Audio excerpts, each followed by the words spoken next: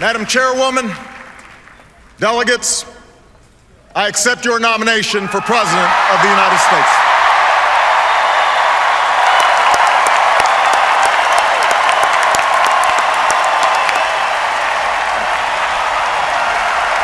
Eight years later, that hope has been tested by the cost of war, by one of the worst economic crises in history, and by political gridlock that's left us wondering whether it's still even possible to tackle the challenges of our time.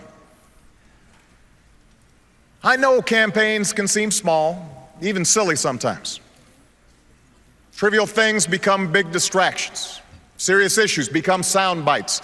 The truth gets buried under an avalanche of money and advertising. I mean, if you're sick of hearing me approve this message, believe me, so am I. Our friends down in Tampa at the Republican convention were more than happy to talk about everything they think is wrong with America, but they didn't have much to say about how they'd make it right. They want your vote, but they don't want you to know their plan. And that's because all they have to offer is the same prescriptions they've had for the last 30 years. Have a surplus? Try a tax cut. Deficit too high? Try another. Feel a cold coming on? Take 2 tax cuts, roll back some regulations, and call us in the morning.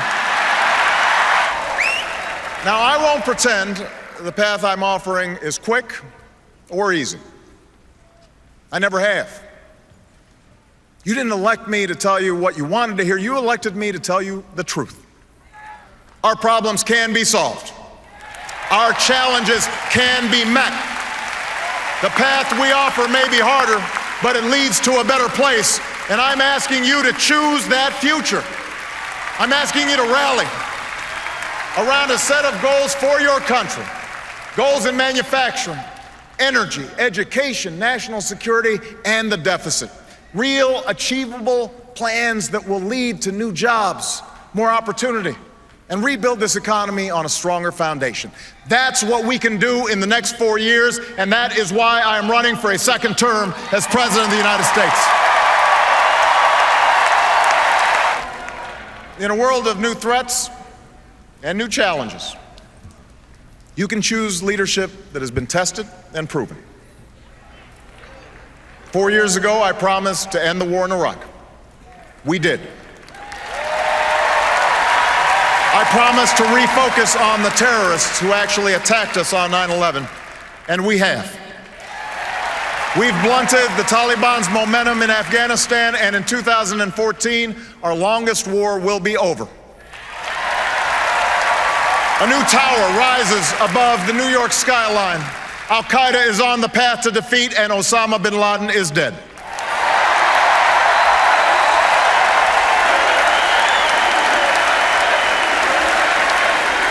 Now we have a choice. My opponent and his running mate are new to foreign policy. But from all that we've seen and heard, they want to take us back to an era of blustering and blundering that cost America so dearly. After all, you don't call Russia our #1 enemy, not Al-Qaeda, Russia, unless you're still stuck in a Cold War mind warp.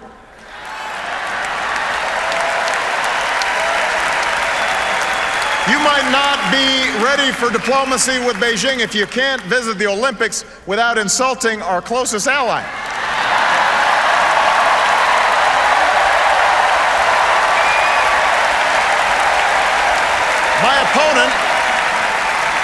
My opponent said that it was tragic to end the war in Iraq, and he won't tell us how he'll end the war in Afghanistan. Well, I have, and I will. And while my opponent would spend more money on military hardware that our Joint Chiefs don't even want, I will use the money we're no longer spending on war to pay down our debt and put more people back to work, rebuilding roads and bridges and schools and runways, because after 2 wars that have cost us thousands of lives and over $1 trillion, it's time to do some nation building right here at home. I'm still eager to reach an agreement based on the principles of my bipartisan debt commission. No party has a monopoly on wisdom. No democracy works without compromise. I want to get this done, and we can get it done.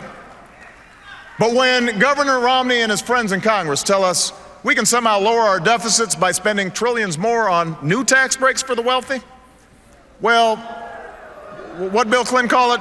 You do the arithmetic. You do the math. I refuse to go along with that. And as long as I'm president, I never will. I refuse to ask middle-class families to give up their deductions for owning a home or raising their kids just to pay for another millionaire's tax cut. I refuse to ask students to pay more for college or kick children out of Head Start programs to eliminate health insurance for millions of Americans who are poor and elderly or disabled. Also, those with the most can pay less. I'm not going along with that. I have never been more hopeful about America. Not because I think I have all the answers, not because I'm naive about the magnitude of our challenges. I'm hopeful because of you. If you believe in a country where everyone gets a fair shot and everyone does their fair share and everyone plays by the same rules, then I need you to vote this November.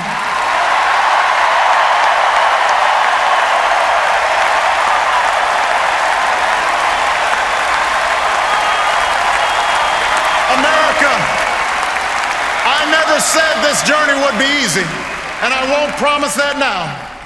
Yes, our path is harder, but it leads to a better place. Yes, our road is longer, but we travel it together. We don't turn back. We leave no one behind. We pull each other up. We draw strength from our victories, and we learn from our mistakes, but we keep our eyes fixed on that distant horizon, knowing that Providence is with us and that we are surely blessed to be citizens of the greatest nation on earth. Thank you. God bless you. And God bless these United States.